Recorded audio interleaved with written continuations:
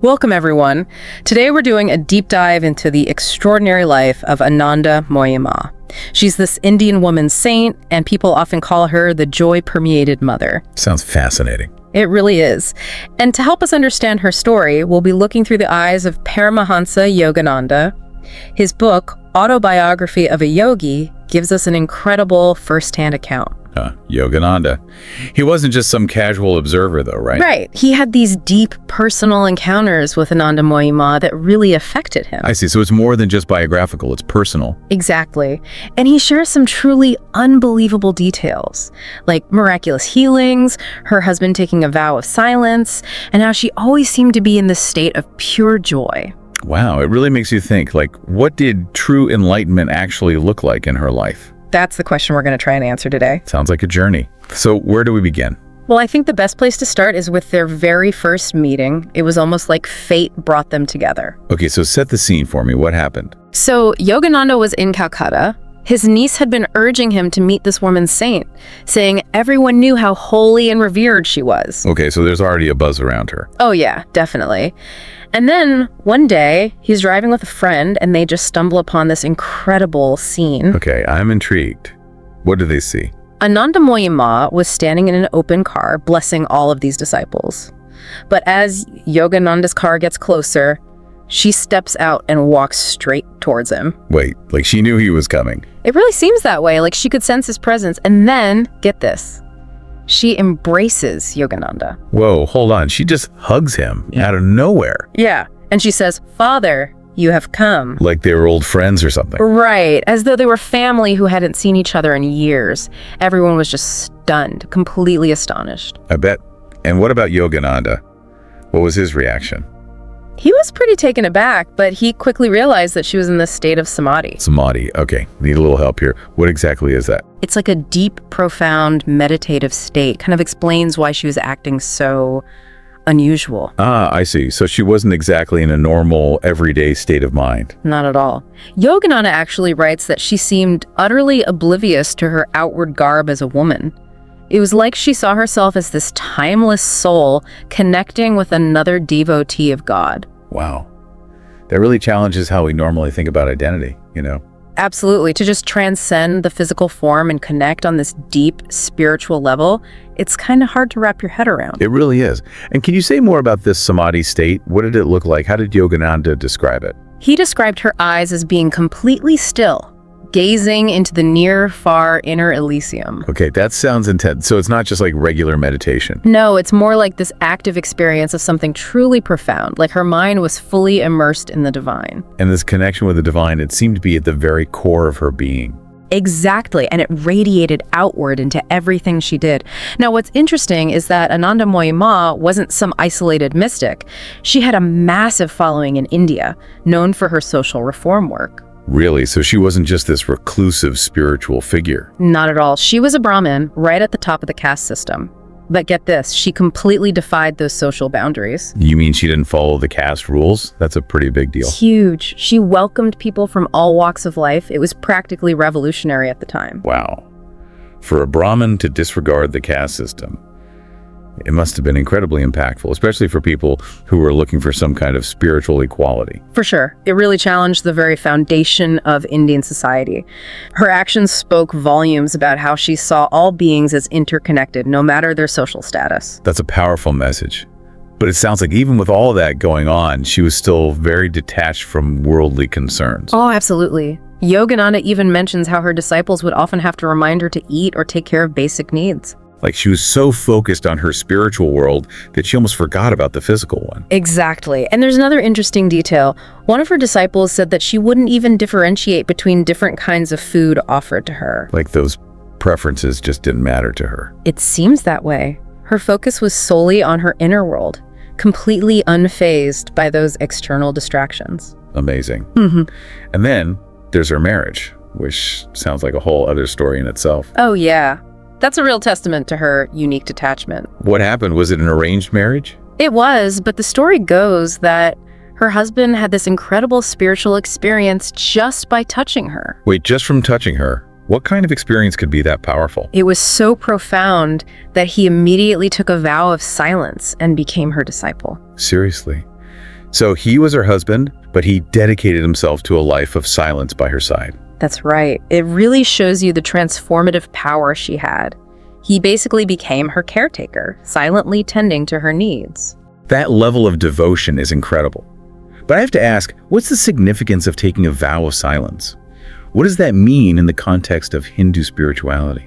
That's a great question. In many Hindu traditions, silence is seen as a pathway to deeper spiritual understanding. It's about quieting the mind, turning inward. And in this case, I think it signifies a complete surrender to Ananda Moyi Ma's spiritual authority. He was fully dedicating himself to supporting her journey. Wow. And speaking of supporting her journey, Yogananda was clearly fascinated by her. He even invited her to visit his school in Ranchi. Oh, I bet that was a big event. It was. They went all out with the preparations, festive decorations, music, showering her with marigold petals. The children were chanting victory to Mother Divine. That sounds like quite the spectacle. Yeah. How did Ananda Moyi Ma react to all of that? You know, even with all that excitement and fanfare, she just stayed completely unfazed. Seriously, not even a little overwhelmed. Nope. She just radiated this quiet joy.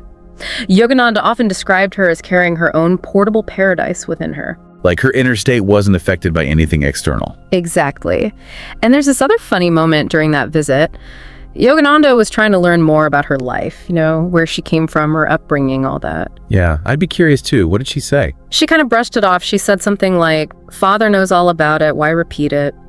Like her personal story just wasn't that important to her. Right. It's as if she saw her own personal narrative as insignificant compared to this eternal truth that she'd already realized. So Yogananda didn't get much out of her. He persisted gently, and eventually she did share some insights into her way of being. She kept using this phrase, "I was the same," to describe herself throughout different stages of her life. I was the same. What did she mean by that? Well, this is where things get really interesting. She said, "Before I came on this earth as a little girl, when I grew into womanhood, when my husband came to me, I was the same." She's talking about this fundamental, unchanging part of herself. Like her core being remained the same no matter what happened externally. Exactly. This idea of ever the same is really key to understanding her spiritual depth. It speaks to this profound stability of consciousness, this sense of self that doesn't get shaken by events or the fluctuations of the mind. And she maintained this state through so many different phases of her life. Childhood, marriage, deep meditation. It was always there. It's like she was anchored to something much deeper. Right. So it's not about being emotionally flat or unchanging on the surface. It's about having this core of peace and awareness that remains constant no matter what life throws at you. I love that. It makes you wonder, though, is this something anyone can achieve? Or was Ananda Moyi Ma just truly unique? That's a really good question, and I think it's worth pondering. Some people might say she represents this really rare level of spiritual attainment. But many spiritual traditions suggest that this potential for inner peace exists within all of us. So it's not about becoming her, but about discovering that same unwavering peace within ourselves. Exactly. It's about recognizing that divine spark within each of us, the same spark that animated her life. And nurturing that within our own unique experience. That's a great place to pause for now. Let's take a quick break and we'll come back and explore more of her story. It is a beautiful thought that we all have this potential for inner peace, but how do we even begin to tap into that kind of awareness? It feels a little overwhelming to me. It is a really profound concept. And yeah, it can feel overwhelming, for sure. I mean, a lot of spiritual traditions have wrestled with this question of how to achieve that state. But you know what seems to be a common thread? Cultivating self-awareness. So, like becoming more mindful, more present in each moment. Exactly. Paying attention to our thoughts, to our emotions, to how we react to everything around us. Okay, that makes sense. But how do we move beyond just simple awareness to that deeper, unwavering sense of self that Ananda Moyi Ma seemed to embody? Well, building on that self-awareness, many traditions suggest practices that really quiet the mind. Practices that connect us with a deeper part of ourselves. Like what kinds of things? Well, meditation is a big one. Contemplation, prayer, even spending time in nature can be a pathway to that stillness. It sounds like creating space for that inner stillness is really key, but that space probably looks different for everyone, right? Absolutely. You got to find what resonates with you, what you can actually integrate into your life. So for one person, it might be a few minutes of daily meditation, but for someone else, it could be a walk in the woods, or even just taking a few conscious breaths before reacting to a stressful situation. Exactly. It's all about making it a consistent practice. It's like building a muscle. The more you work that awareness, the stronger it gets. Perfect analogy. Yeah. And over time, that inner peace, it can really start to permeate everything. It changes how we interact with the world, how we respond to all the challenges that come up. It's not about escaping the world, right? It's about shifting our relationship to it. I mean, Anandamoyi Ma, she didn't isolate herself. She embraced the world with joy and compassion, but she was still rooted in that inner peace. And that must have taken incredible self-discipline. For sure. And it really challenges this idea that spirituality is all about renouncing the world. Her life was full of lightness, laughter, and this deep connection to the divine, even in everyday moments. Right. It wasn't about being serious and somber. It was about experiencing this deep joy and inner peace that just radiates outward. Speaking of radiating, did you know that Yogananda actually took photos of Anandamoyi Ma? It's like he wanted to capture that radiant presence, preserve it so that others could see it. Yeah, those photos are amazing. They add this whole other dimension to the story. It's like we can actually visualize her, connect with her on a deeper level. It gives us a glimpse into that energy that drew so many people to her. So after her visit to Ranchi, did Yogananda ever get to see her again? He did. They had one final encounter, and it was at a really busy train station. Oh, wow, that's interesting. What was she doing there? She was on her way to the Himalayas. Yeah. Her disciples had built a hermitage for her up there. And even in that chaotic setting, she was still focused. Oh, yeah.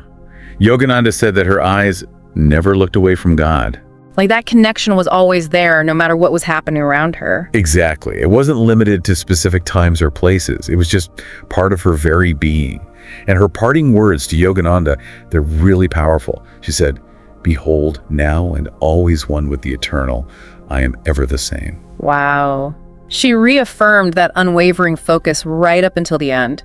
It's a reminder that such a state is possible. Definitely. Her story is truly remarkable. It's this powerful reminder that spiritual realization isn't just some abstract idea, it's a lived experience, something that can transform us completely. What strikes me is how simple her message was. Yeah. She wasn't giving out complex philosophies or rituals. She just pointed to this unchanging reality within us, that ever the same state of being. It's like she cut through all the noise and distractions, revealing something essential, something that's always been there, waiting to be discovered. And that discovery, as we see in her life, it can lead to profound freedom, profound joy. But it's not passive, right? It takes effort, Yeah. dedication, a willingness to look inward. Absolutely.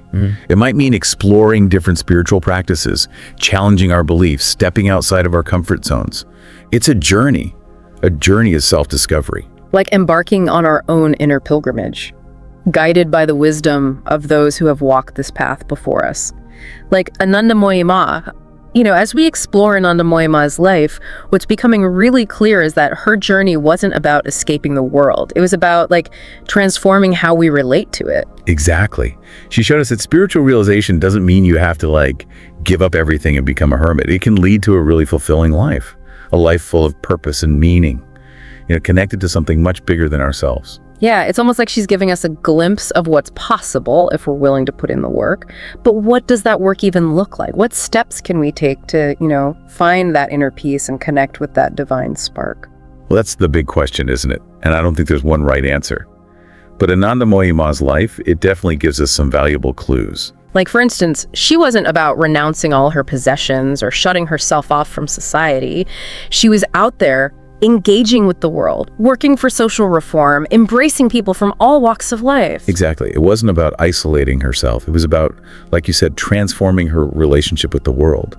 She was rooted in her inner peace, but she was still actively involved in life, with all its challenges and joys. It's a powerful message, We can find that peace within ourselves, even in the middle of all the chaos and craziness of modern life. But it's not always easy, right? Our minds are always going a mile a minute. It's hard to stay focused. Oh, absolutely. Cultivating inner peace, it's constant practice, not something you just achieve one day and you're done. It takes effort, discipline, and, a willingness to face those difficult parts of ourselves. So what can we actually do? You mentioned meditation, contemplation, being in nature. Are there any other practices you'd recommend? Well, there are so many different traditions with all kinds of practices. Some people find peace in prayer or chanting. Others, they connect through creativity. like painting or writing. So it's more about finding what works for you personally. Exactly. And then making it a part of your life, something you do regularly.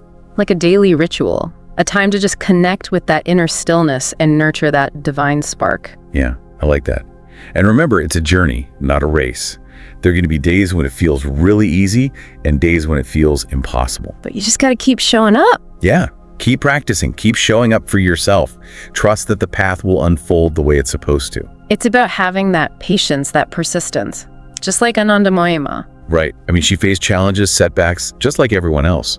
But she never gave up on her spiritual practice.